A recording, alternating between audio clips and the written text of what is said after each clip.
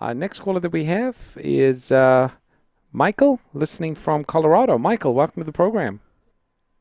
Oh, hello. Thank you for having me. I do appreciate it. How are you two? Great. Thank you for calling. Oh, thank you. I just have a simple question. I came across a teaching that said in Romans 6:14, sin shall not, or basically it says, sin is no longer your master, for you no longer live under the requirements of the law.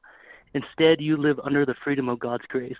I just want to know if after believers are born again, are they still to keep the law after being saved, according to this verse? All right. When you say keep the law, do you mean keep the Ten Commandments? Yes. Well, let me ask you, do you think a believer should keep the Ten Commandments? Uh, do we need to keep the law to live a holy life? Well, I mean, is it okay to kill? Oh, definitely not. Okay. How about the adultery one? Does God still want us to keep that? What's that? How about the adultery, seventh commandment? Should we still be faithful to our spouses? Oh, definitely. What about the idol commandment? Do not worship idols. Should we still keep that one? Oh, definitely. I agree.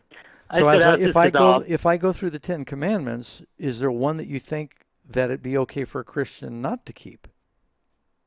I'm just asking, what does this verse reference to when it says we're not under the All law? right. First, I wanted to make that point clear. But when we sin, we are under the penalty of the law. The penalty for the law is death.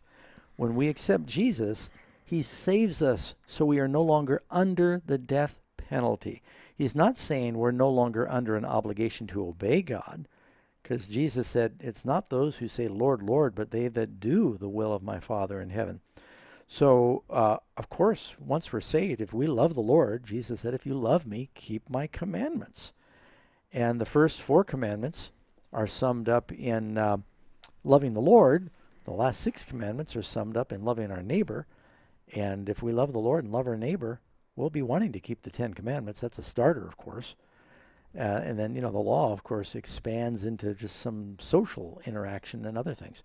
But, we have a study guide for you or anyone that wants to know about what's that relationship between being under the law and grace.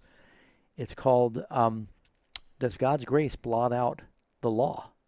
We'll be happy to send this to anyone who calls and asks. Now, remember, there is a difference between the ceremonial laws, and Paul does say that Christ is the fulfillment of those laws. In other words, in the New Testament era, for those who are born again, there's no value or virtue in sacrificing animals. That all pointed to Jesus. And so definitely there's an aspect of that ceremonial law, of the ceremonial, that came to an end. But the Ten Commandments, of course, defines what sin is. We'll be happy to send anyone a book if you'd like to learn more about it. It's called Does God's Grace Blot Out the Law? And the number to call is 800-835-6747. 800-835-6747. And again, ask for the study guide, Does God's Grace Blot Out the Law?